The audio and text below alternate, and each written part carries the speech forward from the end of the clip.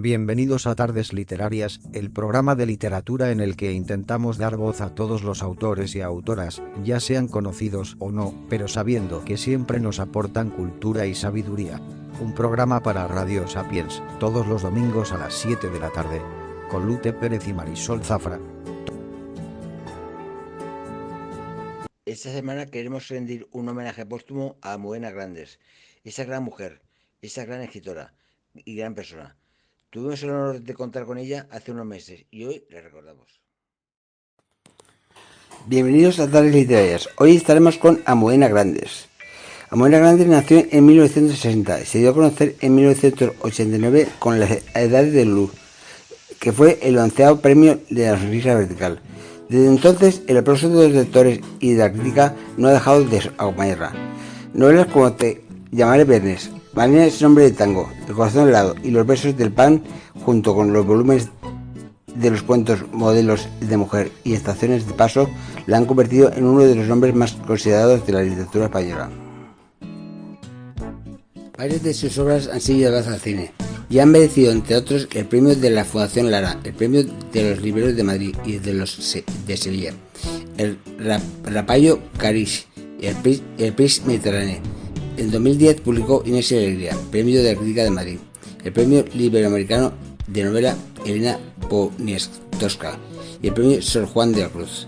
Primer título de los llamados Episodios de una guerra interminable, a la que siguieron El lector de Julio Verne en 2012, Las tres bodas de Manolita en 2014, Los pacientes de Torín García en 2017, Premio Nacional de Narrativa.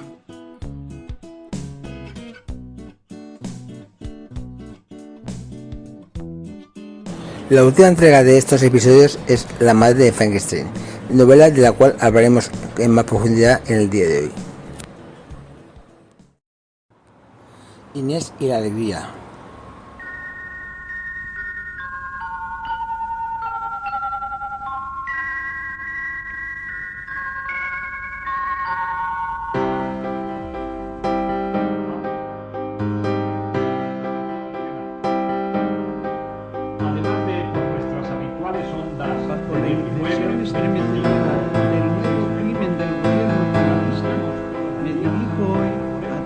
Demócratas españoles compartiendo la indignada protesta de nuestro pueblo. Un hombre. Actualidades españolas. El llamamiento convocando a la huelga nacional pacífica de 24 horas para el jueves próximo 18 de junio se ha extendido por el país con la rapidez del rayo. Nos infunde gran alegría y confianza en el éxito de la protesta la amplia gama de las organizaciones participantes. De seguridad en los cuartelillos policíacos de no importa qué ciudad española o bajo las balas de los piquetes de ejecución organizados por los asesinos.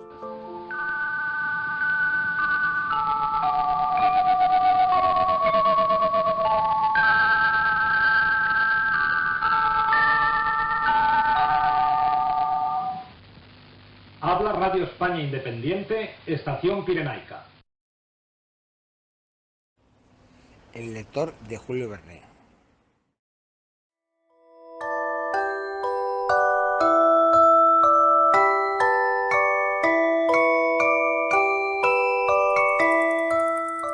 En 1947 supe que no sería guardia civil como mi padre. Aquel verano conocí a Pepe el portugués. Los guerrilleros de Cencerro seguían en el monte. Y leyendo las novelas de Julio Verne, descubrí secretos que no podía compartir con nadie.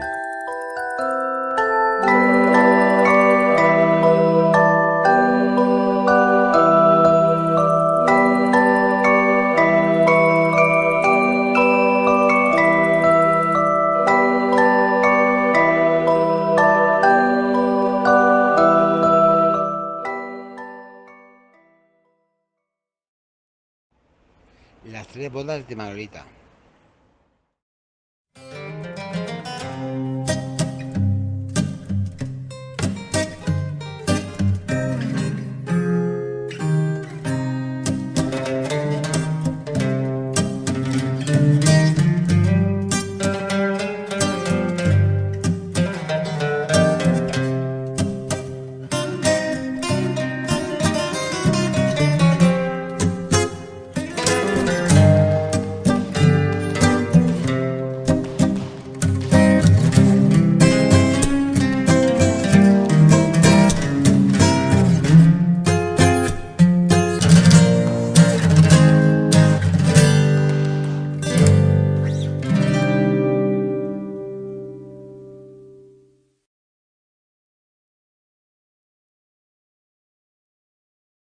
Los pacientes del Dr. García.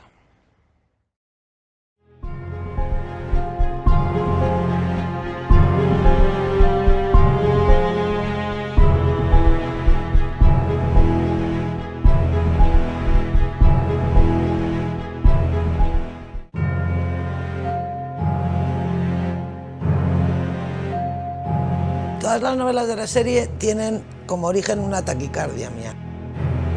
De repente, leyendo un libro, me encuentro con algo que me parece tan incomprensible que no se sepa, y lo primero que pienso es, esto no puede ser verdad. Que es la existencia de una red de evasión de criminales de guerra y de jerarcas nazis que dirigía desde Madrid una mujer que se llamaba Clara Stauffer, con el apoyo, con la hospitalidad de la Argentina de Perón. Esta vía de escape de criminales de guerra muy gordos, porque no estamos hablando de soldados corrientes, que estamos hablando de gente muy buscada, ¿no? Aunque eso no se sabe mucho, la embajada nazi más grande del mundo era la de Madrid. El hecho de que Franco amparara y protegiera este tráfico es algo que no se conoció porque a los aliados no les interesaba. A los vencedores de la Segunda Guerra Mundial les gustaba más Franco que los demócratas españoles. Entonces no se podía poner de manifiesto esto había que taparlo, esto había que esconderlo, y por eso esta historia no se conoce. Mis protagonistas son personas pequeñas, personas corrientes, normales, ¿no? Héroes y heroínas que no lo parecen. Guillermo es un caso muy claro y por eso él es el protagonista de la novela. El doctor García es un hombre que después de la guerra lo pierde todo. Cuando tiene la oportunidad de trabajar como médico clandestino, se emociona muchísimo porque le devuelve al hombre que ha sido antes de la guerra y es un héroe a su pesar. Acaba asumiendo riesgos que muchos héroes vocacionales no habrían aceptado en su vida. Un agente de las autoridades republicanas en el exilio, uno de ellos se infiltra en la red de Stauffer con la esperanza, la última esperanza de los republicanos, de que al poner de manifiesto que el franquismo amparaba y protegía a condenados por crímenes contra la humanidad, de alguna manera se lograra la gran ambición de los republicanos de siempre, que los aliados intervinieran y arrancaran a Franco del poder. Que acaba metiéndose en una serie de operaciones muy peligrosas y muy complicadas por lealtad, por amistad a su amigo, por el tipo de cosas que mueve a la gente normal. Cuando tú estás convencido de que luchas por una causa justa, la esperanza no la pierdes nunca.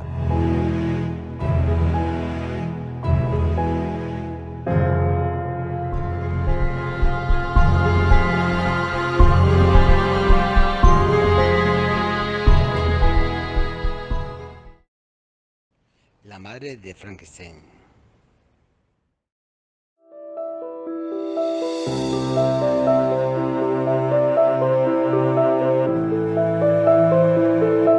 Casi toda la acción sucede dentro de los muros de un manicomio de mujeres. Yo cuento cómo era la vida de las enfermas mentales en los años 50. Había 4 clases distintas. Las enfermas pobres, las de primera clase, las de segunda clase y las de tercera clase. No tenían los mismos comedores, no comían la misma comida, no dormían en los mismos dormitorios. Es una miniatura escala de lo que sucede en todo el país. Una sociedad clasista al máximo, donde además los vencedores consideraban razonable tener una serie de privilegios que no podía tener nadie más. Aurora Rodríguez Carballeira es una asesina, mató a su hija de 4 disparos. Es un personaje al que yo nunca he conseguido odiar. Siempre me ha interesado mucho más lo que habría en esa cabeza de lo que la he odiado. Y he pensado muchísimo en ella. Después de haber matado a su hija, cuando la encierran en el manicomio de mujeres de Cienpozuelos, empieza a hacer muñecos grandes a los que intenta dar vida. Es el doctor Frankenstein, ¿no? Lo he hecho igual que a mi hija, con el poder de mi mente y de mi voluntad. Son delirios de lo que llamaríamos ahora mujer empoderada, ¿no? Siempre así me ha parecido un personaje muy fascinante para contar la vida de las mujeres españolas durante la dictadura. María es una auxiliar de enfermería del manicomio de mujeres de Cienpozuelos. Cuando tiene 5 años descubre a Aurora y se da cuenta que es la persona más interesante que hay a su alrededor, porque ya nunca ha salido de los muros del manicomio, porque es la nieta del jardinero. Germán Velázquez Martín es un psiquiatra español que abandona Madrid en marzo de 1939. Él vuelve a finales del 53 y aunque su madre le ha explicado muchas veces que el país al que va a volver no se parece al país que abandonó, que la dictadura lo está enfangando todo, él no se lo acaba de creer. Los años 50 fueron años muy grises. El Estado Nacional Católico intervino en la intimidad de la gente. Era peligroso leer novelas traducidas, besar a tu pareja por la calle, hacer cosas que estaban muy vinculadas a la raíz de la felicidad. Porque cuando deseas algo o cuando deseas a alguien, nada te estorba más que lo que te conviene.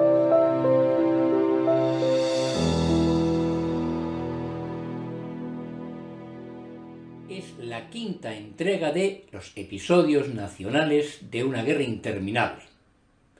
Aquella que empezó con Inés y la Alegría, continuó con El lector de Julio Verne, Las 3 bodas de Manolita, Los pacientes del doctor García, todos auténticos éxitos de ventas y muy buenos libros. Cada uno tiene sus preferidos. Para mí, la que más me ha gustado, probablemente que es una de las más cortas, es la del lector de Julio Verne, pero eso, como todo, es opinable. Aunque se hable de una serie, hay que tener en cuenta que estas novelas son independientes. Puedes leer una sola, leer todas, leerlas en el orden que te parezca, porque aunque hay algunos personajes que aparezcan en alguna de las otras novelas, no lo hacen nunca como personajes principales, sino en todo caso muy secundarios, muy de pasada, se les menciona, casi es un cameo que tienes que tener en tu cabeza muy presentes esas novelas para recordar quiénes son y darte cuenta, si no, te da igual. Yo en esta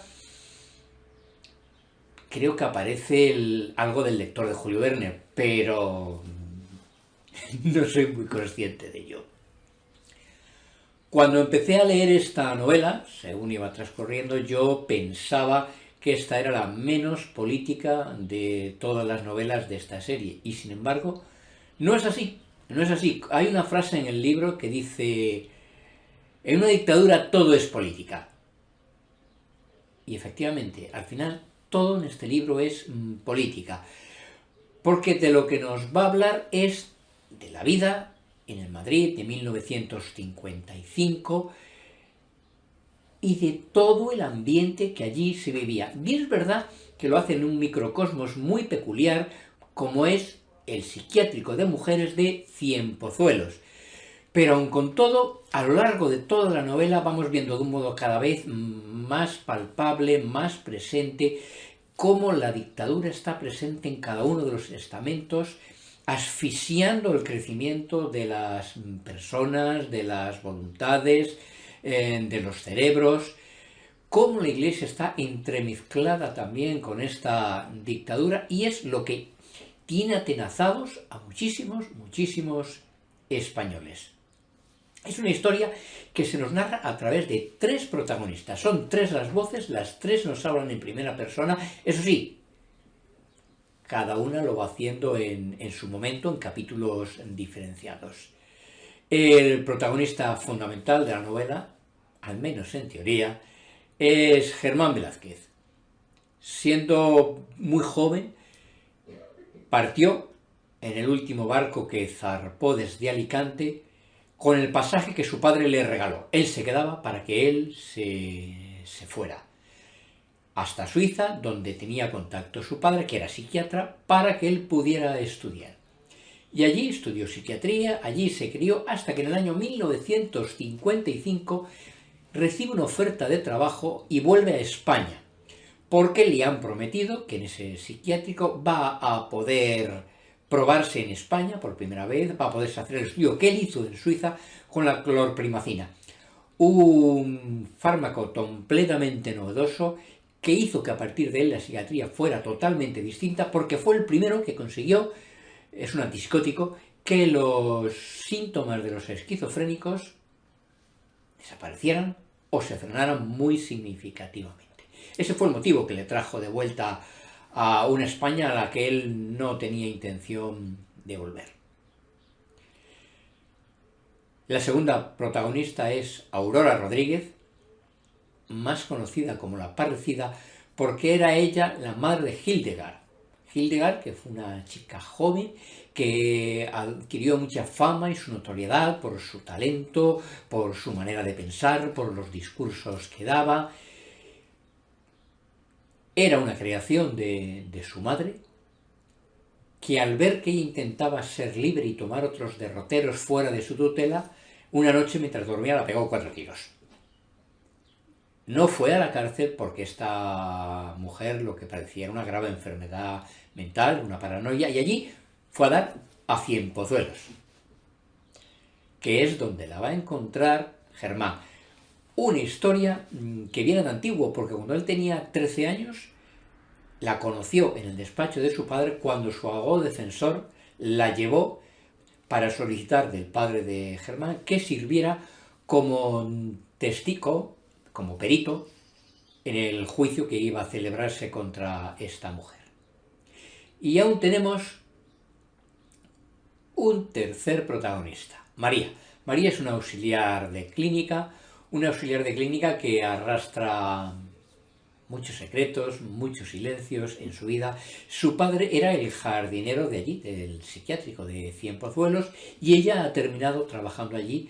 Es un personaje encantador, es de esos personajes que solo por él ya merecería la pena leer la novela. Una mujer todo dulzura, todo bondad, que arrastra un pasado muy doloroso, comenzando por la muerte de su madre. De hecho, ella fue criada por esos abuelos.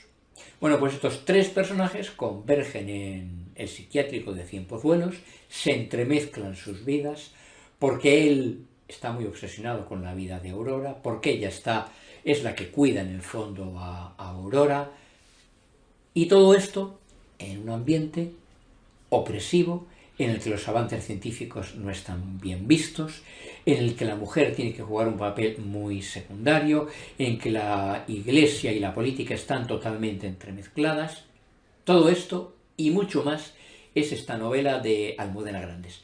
Una Almudena Grandes que ya desde Inés y la Alegría cambió un poco su manera de escribir. Aquellas novelas en que saltábamos de adelante a atrás simplemente de un punto y aparte a otro, aquí saltamos, pero de un modo mucho más ordenado, más fácil para el lector. Como también, recuerdo por ejemplo, Aldas de Geografía Humana, el personaje que iba narrando cambiaba constantemente, pero cambiaba sin solución de continuidad. De un punto de aparte ya habías cambiado el personaje y tenías que deducir quién era por lo que decía y por cómo lo decía. Aquí eso es mucho más sencillo. Cada personaje que nos va narrando es un capítulo aparte. Aparte de que es muy, muy sencillo el distinguirlos aunque vinieran juntos, porque están tan conseguidas las 3 voces narrativas que son muy diferenciadas. Desde Germán, que lo analiza todo como un buen psiquiatra, de un modo bastante frío, bastante analizando los sentimientos, pero no tanto a veces desde el corazón, sino desde aquí, desde la mente, al personaje de Aurora, que viene todo sin un punto y aparte. ¿Por qué? Porque es su mente lucubrando, pensando permanentemente, dándole vueltas a todo, desde sus paranoias, desde su enfermedad, al personaje de María, una mujer mucho más sencilla. Sherezade la llaman por su capacidad para contar historias y nos va narrando su vida. De verdad que esto es encantador, esta manera de estar escrita la novela. La describen, de parte de la editorial, pero que yo estoy de acuerdo, como la novela más emotiva de Almudena Grandes. Tiene párrafos muy, muy emotivos, especialmente los protagonizados por María. Y todo esto hace un conjunto de novela que a mí me ha encantado. Creo que lo estáis notando, por eso decidí hacer esta reseña un tanto más larga para un libro no es de los más largos de Almudena Grandes, son poco más de 550 páginas. Al final nos detalla cada uno de los protagonistas, quiénes eran reales, quiénes no lo eran, además de una nota de la autora en la que nos explica cuánto de verdad tiene esta historia, El psiquiátrico de Cienpozuelos, por supuesto, existe y existió. Y parte de la historia que nos cuentan él es verdad, como es verdad el personaje de Aurora. Pero todo esto también lo encontraréis en esta nota a pie de página. De una novela que os recomiendo mucho, que hoy, a fecha de hoy, que estoy grabando a finales de febrero, 27 o 28 de febrero estoy grabando, es el número 1 en ventas de España. Y yo creo que ahí seguirá un cierto tiempo hasta que empiece la competencia con Santiago Posteguillo, del cual ya hablaremos más adelante. Y eso era un poco lo que os quería contar de esta novela, que me ha dejado por supuesto muchas cosas en el tintero, porque es una novela que tiene, como dicen los autores, muchas capas. Y he hablado de algunas de ellas, pero hay otras, hay muchas más, que cada uno en nuestra lectura las iremos descubriendo. Es lo interesante de las buenas novelas, que tienen estos niveles diferentes para que cada lector acceda a ellos un poco también en base a su propia experiencia. He estado años visitando psiquiátricos. De Cienpozuelos no, pero el de Leganés sí, y no era muy diferente al de Cienpozuelos, y cómo se ha ido modernizando toda la psiquiatría, aunque aquí ya está el germen de cómo esto iba avanzando. Nos hablará también, ahora que está tan de moda el tema de la muerte digna, de la eugenesis, que no tiene absolutamente nada que ver. Aquel pensamiento franquista de un psiquiatra, de Vallejo Nájera, que el marxismo era un gen defectuoso y por eso había que exterminarlos y los hijos darlos a familias para que con la formación cristiana y la formación doctrinal pudieran tener una vida digna y cambiar. ¿Disparate? Bueno, ya digo que esta novela tiene muchas cosas detrás. Estás escuchando Radio Sapiens.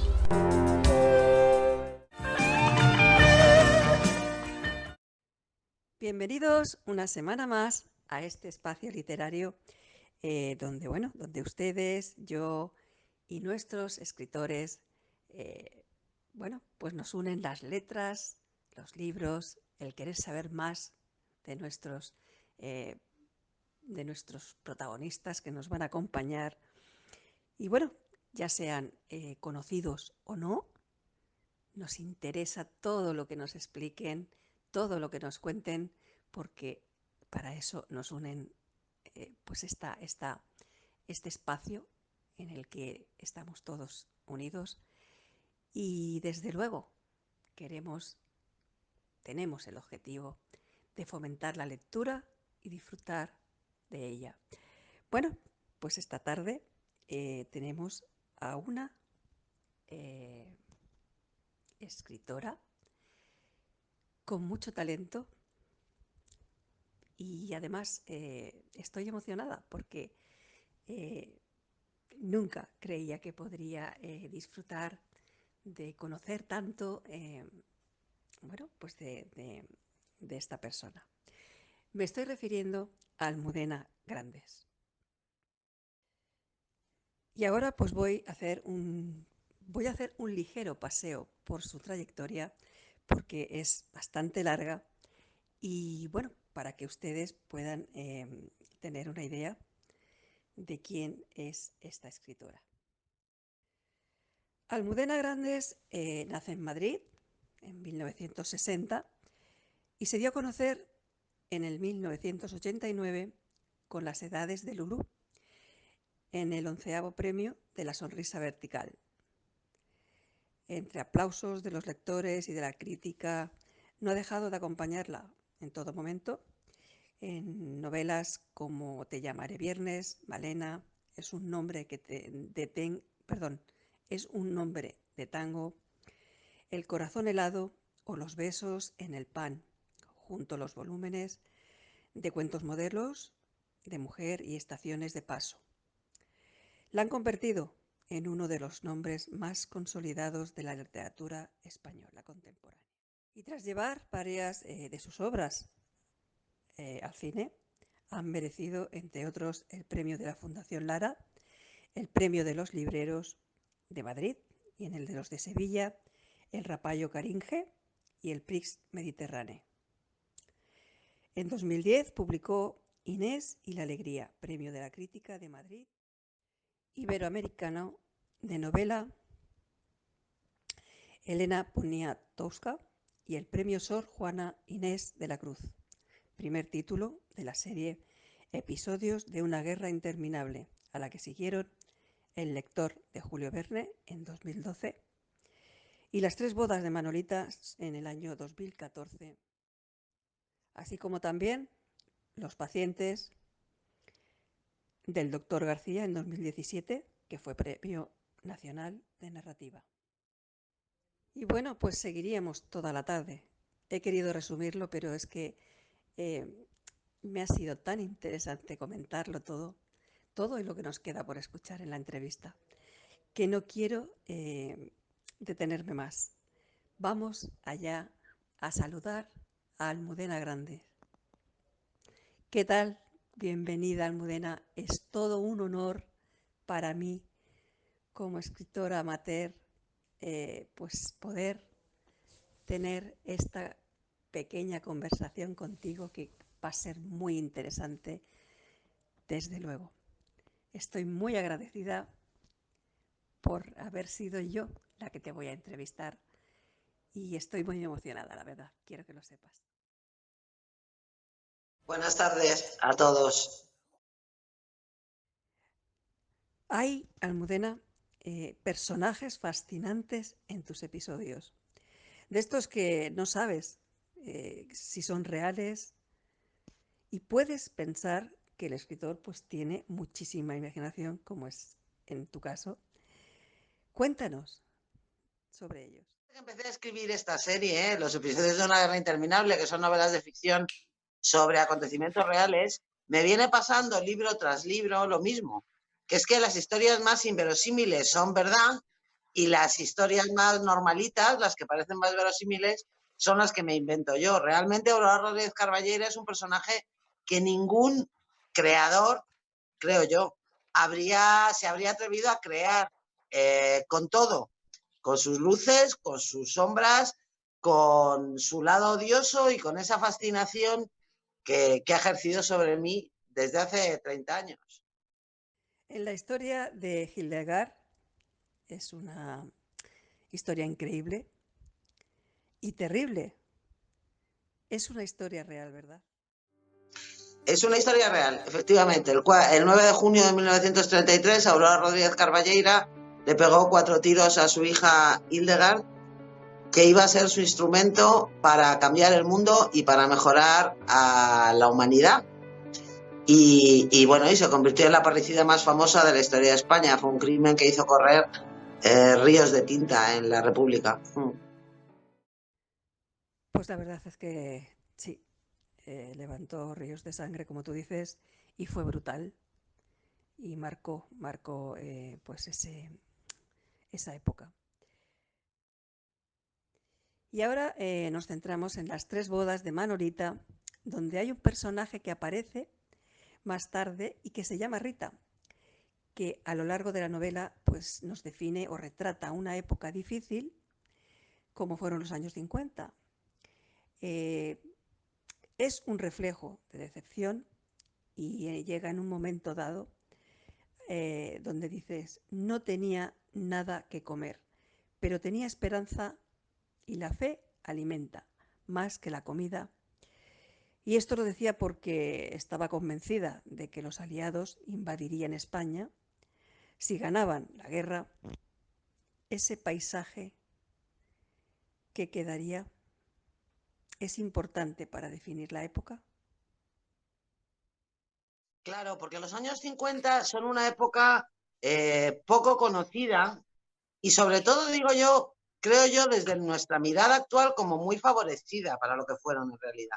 Es verdad que los años 40 fueron los años de la represión sangrienta, del hambre, de las epidemias. Una cosa que recuerdo yo ahora mucho con lo que nos está pasando es que, por ejemplo, en la posguerra volvieron a existir enfermedades como el tifus exantemático, que había estado erradicada desde finales del 19.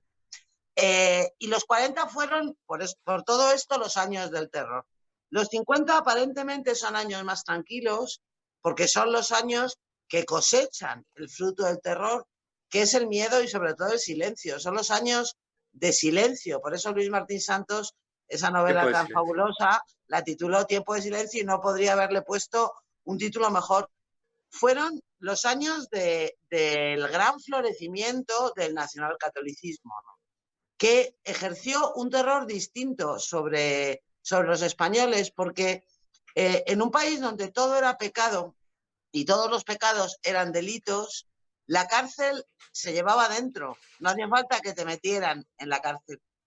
La cárcel la llevabas dentro porque vivir era muy difícil, todo era peligroso, todo era sospechoso, multitud de gestos fundamentales para que la gente sea feliz, besarse, tocarse, reírse en voz alta, tener amigos, eran indicios de indecencia, eran peligrosos y sobre todo para las mujeres. Las mujeres eran las grandes pecadoras y el gran objeto de pecado, de tal manera que, como se ve muy bien en la novela, en los años 50 una cosa era ser libre y otra cosa era estar en libertad, que es lo que pasa en las dictaduras. En las dictaduras hay muchas personas que están en libertad porque pueden andar por la calle, entrar y salir de su casa, pero no son libres y sin embargo puede darse el caso de gente que está presa y se siente mucho más libre. Esa es la atmósfera un poco terrorífica, lo reconozco, de la novela y por eso me pareció bien situarla, aprovechar la oportunidad que me da Aurora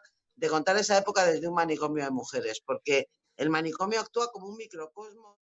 Los años del terror. No se puede definir mejor, Almudena. Pues con eso nos quedamos y seguimos.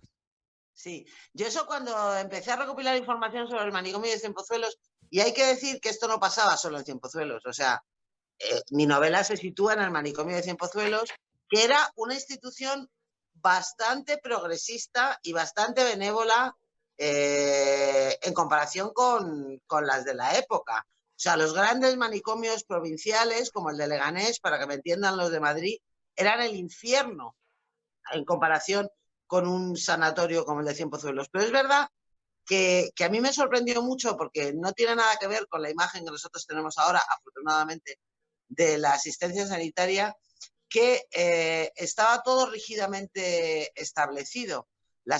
Había enfermas de 4 clases, las pobres, y las llamaban enfermas pobres, sin más, que la Diputación pagaba su tratamiento, y luego las de primera clase, segunda clase y tercera clase. Y vivían en mundos aislados que no tenían nada que ver entre sí. Aurora Rodríguez Carballeira, que era una mujer rica, que siguió siendo rica hasta el final, era una señora pensionista de primera clase, también llamadas señoras distinguidas. Y su habitación, pues no era un dormitorio solo, tenía también un salón, ella tenía un piano, tocaba el piano, estaba en una situación completamente distinta.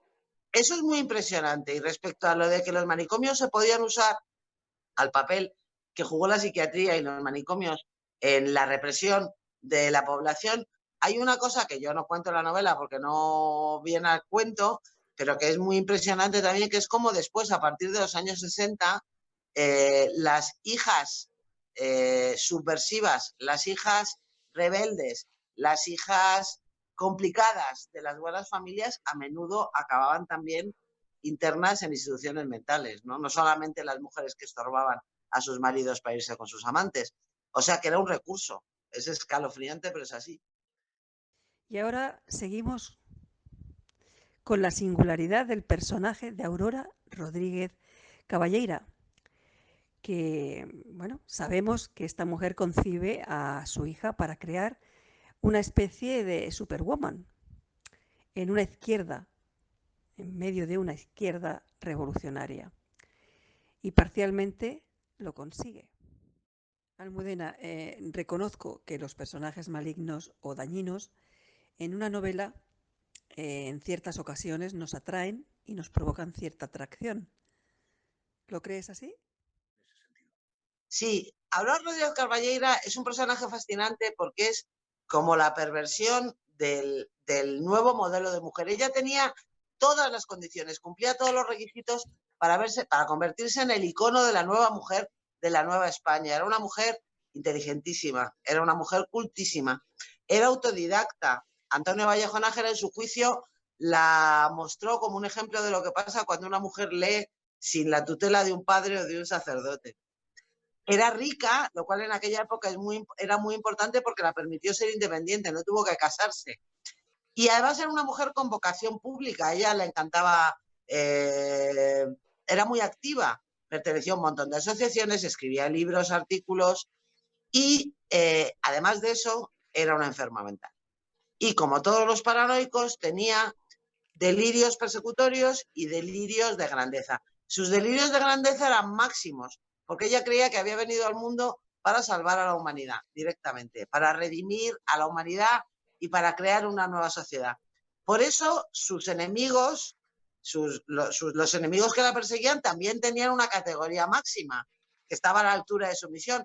Aurora creía que las potencias internacionales, con el MI5 británico a la cabeza, eran sus enemigos que la perseguían y conspiraban contra ella. Y tuvo una hija para que fuera su instrumento para mejorar la sociedad, para hacer más felices a los seres humanos.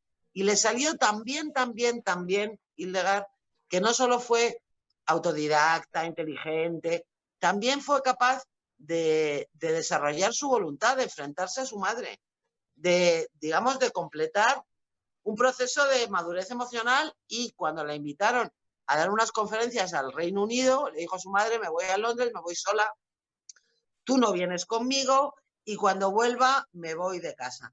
¿Qué interpretó Aurora? Aurora dijo: ya está, mis enemigos han vencido, la han apartado de mí, la han prostituido, tengo que salvarla y para salvarla tengo que matarla. A ver, Aurora Rodríguez Carballeira es odiosa por sus actos, pero a mí me parece un personaje tan interesante y tan complejo y tan poliédrico. Almudena, reconozco que los personajes malignos o dañinos en una novela en ciertas ocasiones nos atraen y nos provocan cierta atracción. ¿Lo crees así? Al revés, pasa todo lo contrario. Es que a veces nos enganchamos más a los malos que a los buenos. Hay veces que los malos nos seducen más. Yo me acuerdo de cuando escribía El corazón helado y yo era la única persona en el mundo que sabía que Julio Carrión era una mala persona, pero que es el padre del protagonista, bueno. Pero como era tan seductor y hacía magia y era tan simpático, yo mientras escribía esa novela que tardé 5 años me daba cuenta de que a mí me caía bien. Y entonces yo decía, pero bueno, ¿cómo no me puede caer bien si yo soy la única que sabe lo que es? Y al final descubrí que, bueno, que estaba bien que me cayera bien, porque eso quería decir que como seductor funcionaba. Eso pasa mucho. Y vamos con otro personaje muy interesante, Germán, que intenta introducir la clorpromacina que se usa para tratar los síntomas de esquizofrenia en España, pero fue lastrado por intereses políticos de otros personajes importantes. ¿Eso fue así en la realidad o es ficción? Eso es ficción. O sea, la clorpromacina es verdad que se desarrolló en los años 50. Es verdad que en España se aplicó públicamente, que tuvo éxitos ya conocidos en el 56, según cuenta Carlos Castillo del Pino, que es mi mentor, en sus memorias, pero realmente Germán es un personaje de ficción y el programa de Germán en Cienpozuelos es un programa de ficción. Es que yo tenía un problema muy grande cuando empecé a trabajar en la novela y cuando se me ocurrió la historia. Para mí era muy complicado que un exiliado español que vivía en Suiza, que había hecho una carrera en Suiza, que tenía un buen trabajo, volviera a España a finales del 53. Esto igual es la maldición del documentalista, porque a lo mejor, no sé, a lo mejor escribo que quería venir a ver a su madre y los lectores se lo creen, pero yo no me lo hubiera creído. Yo no me lo hubiera creído porque con los testimonios que conocía, entonces yo tuve que complicarle mucho la vida a Germán para justificar que quisiera volver a España, ¿no? Y la clorpromacina me ayudó mucho. Entonces la clorpromacina es verdad, su impacto fue verdad, se descubrió en aquellos momentos, pero el periplo de Germán es ficción. Bueno, pues fue verdad, buena estrategia. Excelente, pues como lo has definido. Y sí, la verdad es que nos has convencido que quién se iba a creer eso. Además, fíjate cómo le da la explicación que él da su vuelta a España. Está muy bien cuando le dice su amigo Eduardo y le pregunta ¿por qué vuelve? Y este le dice, España no puede prescindir de gente como yo. Y el exilio pues ha representado una gran sangría de conocimiento y no voy a trabajar para Franco, sino para estas mujeres que me necesitan. Te lo hace convincente, ¿no? De una manera que le da la vuelta como un calcetín. Es impresionante. Es impresionante, Almudena, de verdad. Los argumentos esos son los que le cuenta a Germán, el director de Cienpozuelos, para convencerle de que vuelva, ¿no? Pero fíjate que esta también es una novela sobre el exilio, ¿no? Y sobre las quiebras del exilio y sobre la dificultad del exilio y sobre el desgarro permanente que representa para los exiliados su situación, ¿no? Entonces Germán, bueno, desde el momento en que oye esos argumentos, aunque se da cuenta de que bueno, son un anuncio publicitario preparado específicamente para él, siente la tentación de volver, porque él, uno de los rasgos principales de su carácter es que él ha logrado exiliarse y se siente culpable todos los días. Se siente culpable de haberse exiliado, se siente culpable de que le vaya bien, se siente culpable de haber dejado atrás una familia, a una madre, a una hermana que lo están pasando mucho peor que él, ¿no? Y esa culpa también tiene mucho que ver en su decisión de volver. Esa culpa que es tan habitual en los relatos, en los testimonios de los exiliados. La culpa de que te vaya bien, que es también terrible, ¿no? Además, me da la impresión de que la novela necesitaba a este personaje para hacer esta transición tan literaria de escuchar el piano en Cienpozuelos. Piano tocado por la misma persona que, siendo el pequeño, había escuchado confesar a su padre que había matado a su hija. Aurora es un personaje fundamental para Germán, porque es la que decide su vocación. En el principio, él recuerda cuando tenía 13 años el impacto que le supuso ver llegar a la consulta de su padre a una señora con cara de general romano, que eso es una aportación mía, pero es que de verdad que Aurora parece un general romano, y decir que ha matado a su hija con mucha naturalidad, porque ella nunca entendió bien que la juzgaran ni que la condenaran. Ella decía, bueno, yo soy como un escultor que hace un boceto que le sale mal y lo destruye para empezar otra vez. Pero para Germán, cuando la vuelve a encontrar en Cienpozuelos al cabo del tiempo, cuando vuelve a España con 33 años, y él vuelve a España y se convierte en un marciano, porque vuelve a su ciudad y reconoce el paisaje, reconoce los edificios, reconoce el aire, la calidad del sol, pero no entiende absolutamente nada de lo que pasa, ¿no? Es como una especie de viajero en el tiempo, ¿no? Lo único que le devuelve a él a la época en la que su padre estaba vivo, a la época en la que él era feliz, al país en el que él había crecido, es precisamente la presencia de Aurora Rodríguez de Cienpozuelos, ¿no? Y su piano. El piano de Aurora Rodríguez, que es el desencadenante del principio de la novela, es real.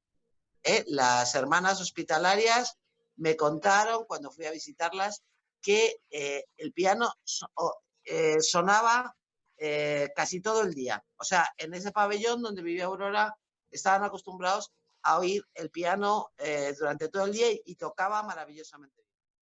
Hay personajes que se repiten en varias de tus novelas, en varios de tus episodios nacionales, y además personajes bastante galdosianos por la época en la que se desarrolla con los que creas una atmósfera especial.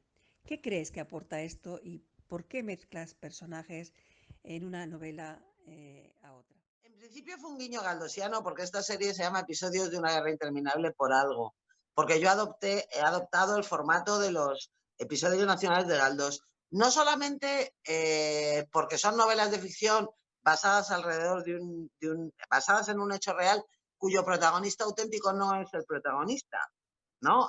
Galdós nos enseñó muchas cosas, a mí me ha enseñado muchísimas cosas, pero una de las más importantes es a contar la historia desde abajo. Nos enseñó que la vida privada de las pequeñas personas, de la gente corriente, sirve para contar la historia pública de un país. Y en sus episodios, los grandes protagonistas de la historia, los generales, las reinas, los reyes, nunca son los protagonistas. Y a veces ni siquiera son secundarios, a veces hacen un cameo discreto, ¿no? O sea, entran como muy oblicuamente en la escena, porque a Galdós le interesaba contar la historia del pueblo español, ¿no? Y de la gente que padecía las decisiones que tomaban los poderosos.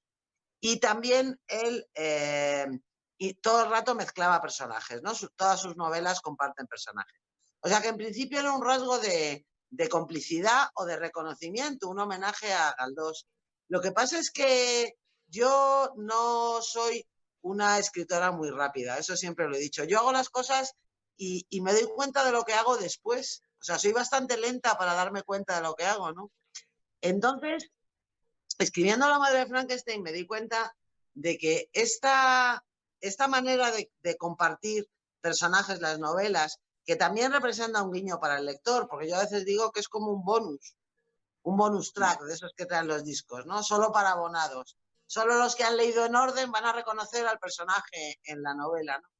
Pero también me di cuenta que este rasgo que adopté ha convertido esta serie en más cosas de lo que yo creía que eran, ¿no? Porque ahora los episodios siguen siendo una crónica o siguen aspirando a ser una crónica de los 25 primeros años de la posguerra contados desde el punto de vista de los resistentes, pero también se ha ido convirtiendo en la historia de una red clandestina.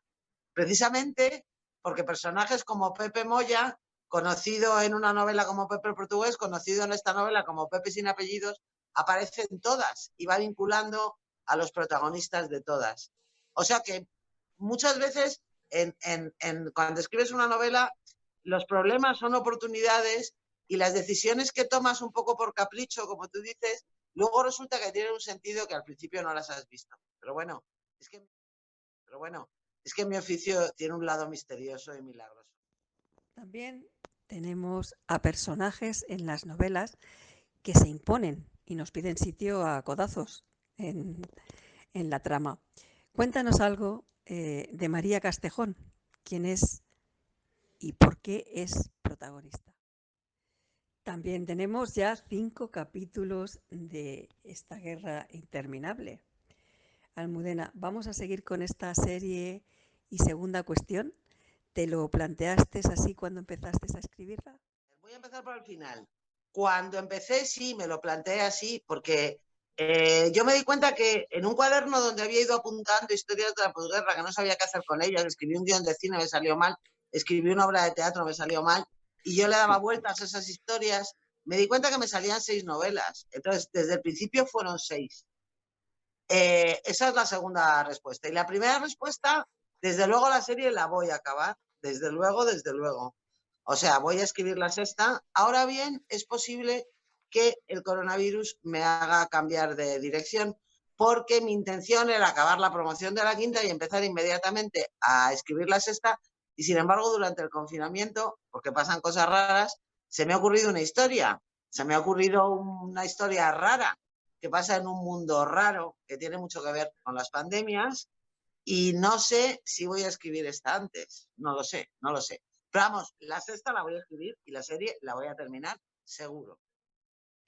Increíble esa cabecita, Almudena. Es un tesoro. Pues sí, la verdad es que en esta pandemia suceden cosas, han sucedido cosas a todos y bueno, pues la verdad es que esto es un hecho y la cabeza pues, bueno, se deja llevar. Como tú dices, van surgiendo las cosas. Bueno, y déjame que acabe esta entrevista pues citándote a ti misma, ya que tú dijiste, he creado esta novela en memoria de todas las mujeres que no pudieron tomar sus propias decisiones sin que las llamaran putas, que pasaron directamente de la tutela de sus padres a la tutela de sus maridos, que perdieron la libertad en la que habían vivido sus madres para llegar tarde a la libertad en la que hemos vivido sus hijas. Me parece un pensamiento precioso. Almudena, quiero agradecerte esta entrevista maravillosa, llena de contenido, llena de cosas importantes para todos. Espero que nuestros oyentes hayan disfrutado tanto como yo. Y solo me queda desearte muchísimos éxitos, agradecerte el haber estado aquí, darme esta oportunidad y desde luego te deseamos lo mejor. Un abrazo enorme, hasta siempre. Es verdad que las he tenido presentes siempre. He tenido presentes a las mujeres de la generación de mi madre, a mi madre, a las que vivieron mejor y a las que vivieron peor, porque creo que ellas pagaron una factura más dura y sobre todo porque tuvieron la mala suerte de estar emparedadas entre dos libertades de las que apenas pudieron gozar, sí. Muy bien, un abrazo muy fuerte y quedaros en casa todos. Y a ustedes, queridos oyentes, pues agradecerles el que hayan estado una vez más con nosotros en estas tardes donde disfrutamos con nuestros invitados y bueno, pues desearles una feliz semana. Hasta la semana que viene. Y hasta aquí la sección de cine y literatura con Marisol Zafra. Nos volvemos a escuchar la semana que viene. Un abrazo.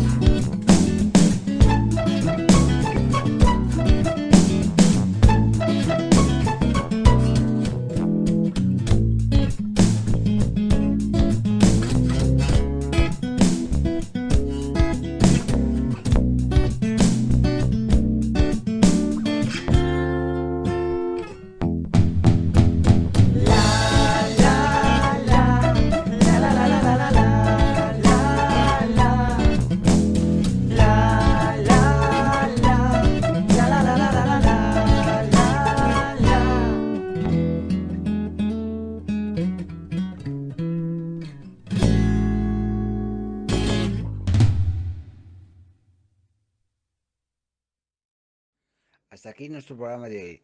Quiero agradecer infinitamente a Dani Miralles por componer este tema para mi programa de radio. Es un gran honor para mí contar con él, como siempre. Bueno, hasta aquí el programa. Buenas tardes. Os deseo una semana maravillosa. La semana que viene nos volvemos a escuchar. Un abrazo. Cada vez cuesta más entrar en las casas para dejar regalos. Y a nadie me deja ni un mísero vaso de leche con galletitas. ¡Maldita sea! Hola, ¿cómo puedo ayudarte? ¡Shh! Vas a despertar a la familia. ¿Qué eres tú? Soy Alexa, soy tu asistente personal. Hazme cualquier pregunta para empezar. ¿Cualquier pregunta, dices? Bueno, ¿la gente ama a Papá Noel?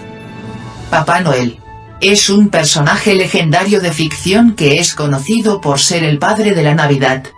Espera, ¿ficticio? ¿Cómo que ficticio? Si estoy aquí mismo.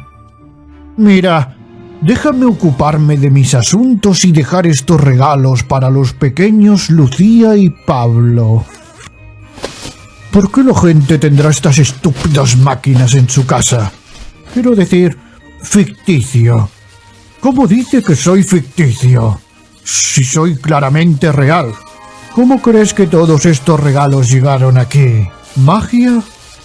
Yo soy Papá Noel. ¿No me ves? Lo siento, no puedo verte. No tengo ninguna cámara en mi sistema, pero he encontrado la descripción de Papá Noel. A menudo se lo retrata como alegre, barbudo, viejo, con sobrepeso. ¿Con sobrepeso?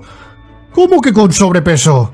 Mira, me voy a cagar en la madre de alguien, maldito trasto del demonio. ¿Cuánto pesa Papá Noel? Se cree que el personaje imaginario de Papá Noel pesa alrededor de 150-200 kilos. ¿200 kilos? ¿Estás loca? Vale, Alexa, ya he tenido suficiente. ¿Ves este bate que le he traído a Pablo? No puedes verlo, ¿verdad? Estoy cogiendo el bate ahora mismo. Corrección. Lo siento. Papá Noel no pesa 200 kilos. Pesa 300 kilos. Es enorme, gigantesco, monumental. Maldita máquina revienta baúles, rastrapajo peina bombillas, pasmasuegras picapleitos de los cojones, muerde sartenes, lame charcos, morro estufa, escornacabras. ¡A la mierda!